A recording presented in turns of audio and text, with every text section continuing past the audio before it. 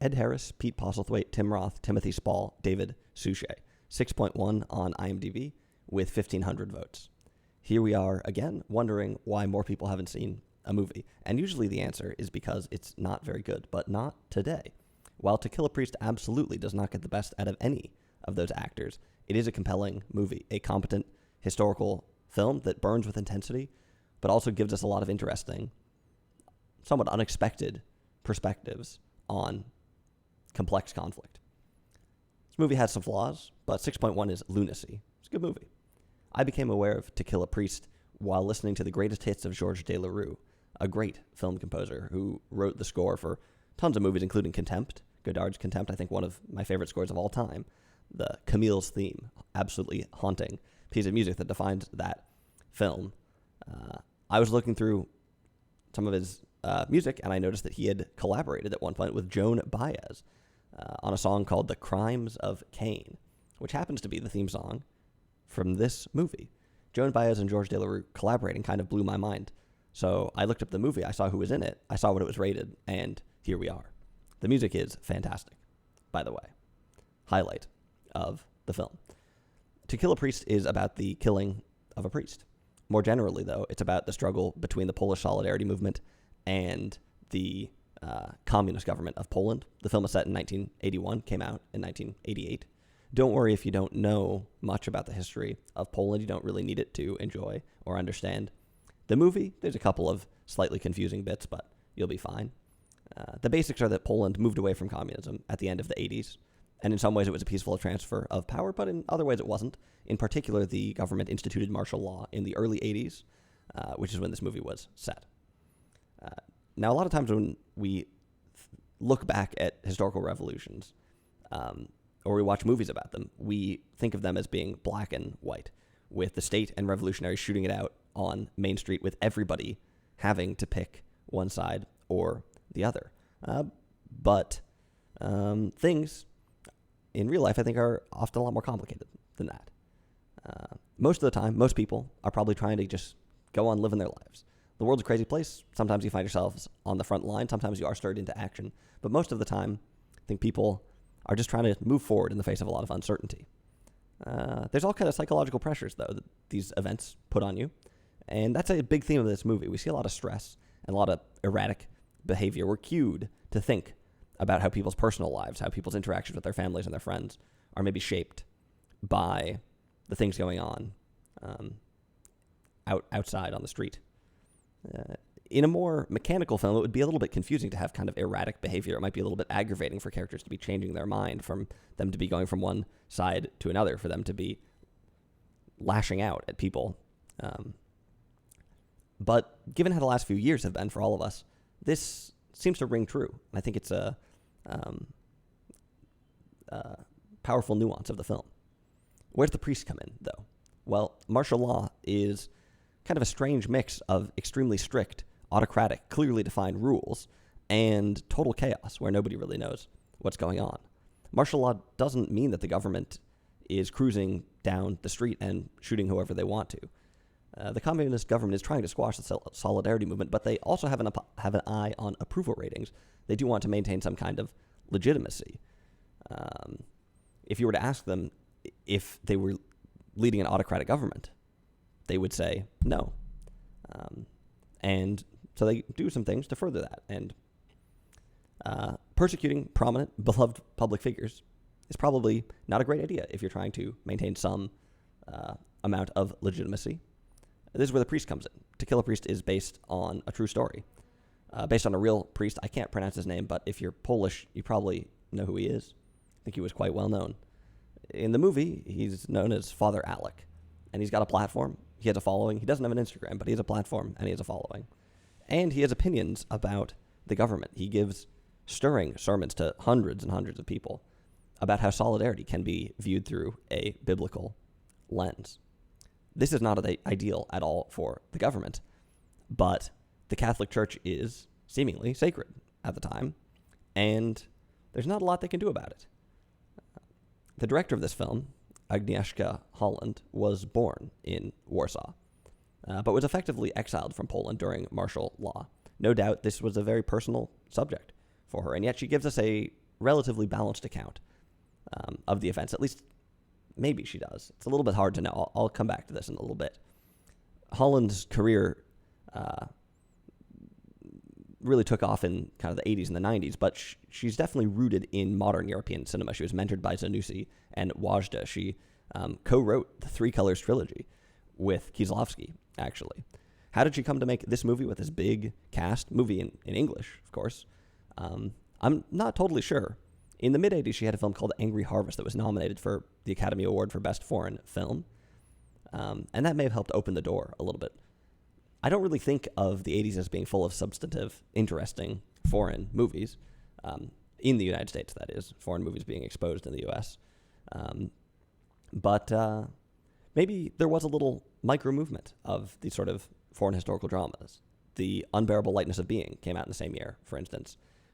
We reviewed on this channel The Year of Living Dangerously, which is earlier, 1982, and is Australian, not American, but these are all united to some extent by a bit of a distaste for communism. And it's possible that the ebb of communism in Europe and just the Cold War sentiment in the U.S. Also helped set the stage for these movies. Don't know. Holland seems like a very interesting person with a interesting career, but I couldn't find much information on this movie itself. I think it was partly a French production. I don't think it was filmed in Poland. In 1988, Poland was still under communist control. I think it was 1990 that Lech Walesa would have become the first democratically elected president since 1926 or whenever. So I don't know exactly what was going on in 1988 in Poland, but I don't think they would have welcomed this movie being filmed there, and I don't think it was filmed there. There are some famous Warsaw buildings in the background of a few scenes, but I think this is probably some clever effects, and I suspect that this movie was filmed in some of the flatter regions of France. The cinematography is great, by the way. It feels like a big movie. In a lot of ways, this feels like a big historical film. I guess maybe it helps sell the historical aspect that the movie is set less than a decade in the past. The time frame was maybe slightly hard for me to latch onto, though I don't think that's the fault of the movie, but I think it's very common for people to have certain historical blind spots, certain parts of history that have been in a lot of movies and a lot of books that they can imagine very vividly, and other parts that are a bit less clear. My brain kept being a little bit surprised by seeing 1980s technology in the film, video cameras and such. I guess I'm more used to these sort of communist stories taking place in earlier decades. Like I said, this movie has an impressive cast, but they really don't get the most out of them. Interestingly, none of the actors that I listed earlier play the main character, Father Alec. The priest is played by Christopher Lambert, who is really not great in the movie, although he does actually look a fair amount like the real priest, so he's got that going for him. Pete Postlethwaite is some sort of church member, some assistant to the father who drives him around. He's good in this movie. Ed Harris works for the secret police. He's kind of the second major character behind the priest. Tim Roth and Timothy Spall are his lackeys.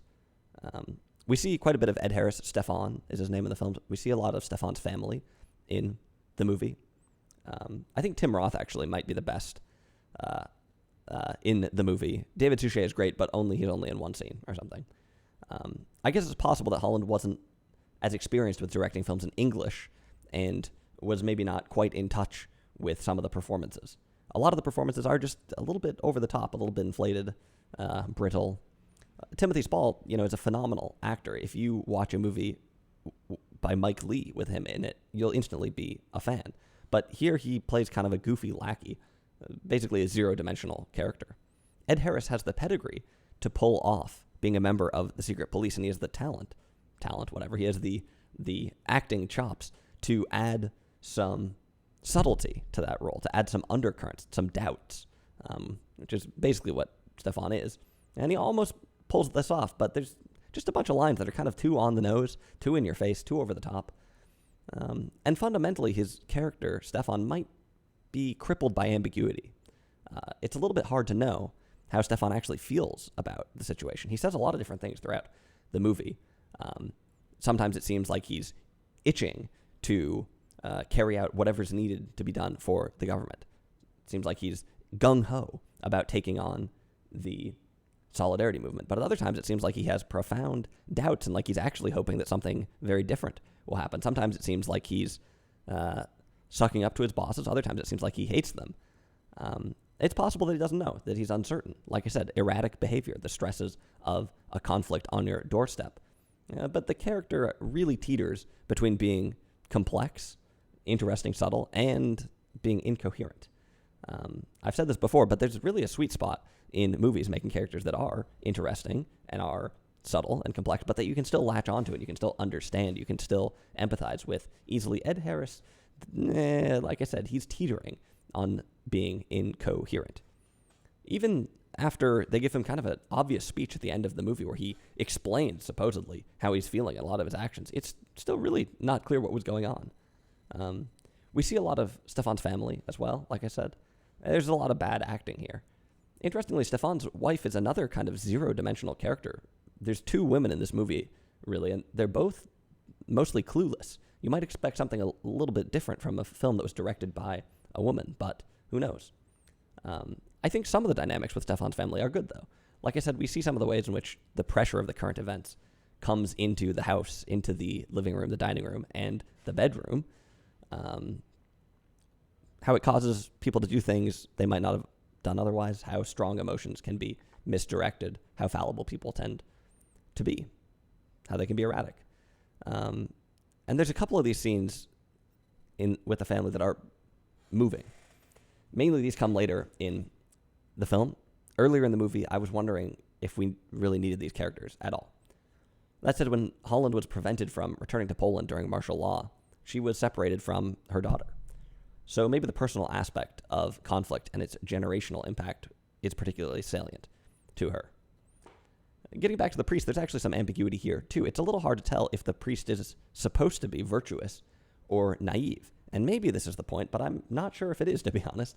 Like I said, I think that Holland pulls off a great balanced view of events, but I'm not sure. I'm not sure how balanced the movie is supposed to be or how dialectical it's supposed to be. Are we supposed to be finding flaws in the good guy and moments of doubt, moments we can empathize with the bad guy? Or do these possibilities just emerge from sloppy writing? The priest has noble intentions. He is a priest, after all. He is brave. He is idealistic. He also seems very naive at times. He does seem like a bit of a rock star at times, like maybe he's leaning into his fame to some extent.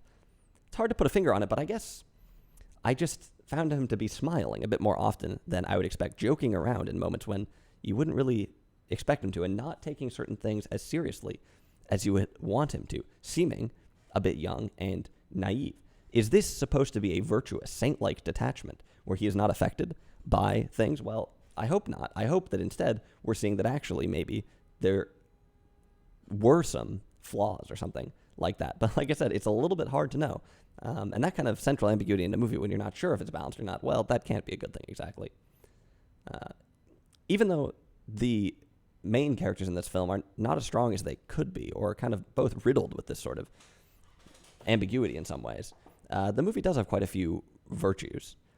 I think the main thing the movie has going for it is really just that it has a lot of powerful scenes in it, particularly in the second half. We start really to understand how important things are, even if it's not obvious what's going to happen, or even what should happen. It's obvious that it matters. And the music is a big part of this. But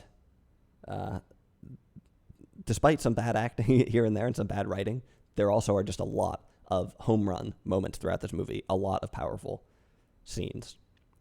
There are also some subtle ideas that come through. We get an interesting view of power, for instance. I mean, how did Poland go from communism to capitalism without fighting a war? This movie doesn't really answer that question because it's only a slice of time. This is not a huge epic about solidarity, but it does have a relatively wide scope for one moment in time. This is not a thriller where we're carefully following one thread. We're trying to unravel one mystery. This is a movie that takes its time at the beginning. It shows us a lot of different pieces. It shows us a lot of different things happening. It does pick up the pace considerably later on, and I think the pacing is great, actually. The second half of the movie is exciting, is very tense, and also a lot of these intellectual themes get ratcheted up in the second half. We get intensity. We also get to see a bunch of different views. We get an interesting view of the government here. In simpler movies, the government is monolithic. It's one entity, usually with a strong centralized agenda. But in the real world, things are usually a lot more complicated. In this movie, we see how the police, the government, and to some extent the church are all part of a mainstream center of power, but they're not exactly together. It's not monolithic. These organizations have different priorities. They have different traditions. They have very different ways of operating and working. They have different metrics for success. And so there's internal conflicts. There's internal uncertainties. Everybody's got a stereotype about the other division. Of course, this is how companies work. This is how governments work. This is how the world works. But often we don't see that. Here we do. It's also interesting to see how base people's motivations can be. There are a number of moments where you can see that Stefan and his crew really think that they're very cool. The police, they think, wow, we've got the cool gadgets, we've got the guns, man, look at us. These are guys who are purportedly in the middle of an ideological conflict. Communism versus capitalism, something that could be debated in, an economics class, a philosophy class, and yet it seems like more than anything, they might be motivated by trying to look cool, by trying to impress girls, by trying to seem like a man, superficial things. And it's not just the government that falls into this. This is interesting. I mean, we don't want to make little of the real ideological conflict here, the real values. But at the same time, people are also motivated by much simpler things. The old case of the guy attending a rally to get with a girl, right? And this is something to think about too, because we still have movements and such today. But it is hard, legitimately very hard to know what to make of that. It's kind of interesting to see it in this movie. Another interesting element in this film is the generational significance of large-scale national conflict. We meet Stefan's father and we meet Stefan's son. We see how generations sabotage each other, how strong emotions can really get mixed up. So overall, I mean, there's a lot of interesting ideas in this movie. There's some bad acting, but there's also some good acting, some great cinematography, some great music. Overall, a movie that feels pretty big and a movie that feels like it more or less, I think, does justice to the life of this priest, or at least to the end of it. So overall, I'd recommend you check out To Kill a Priest from 1988.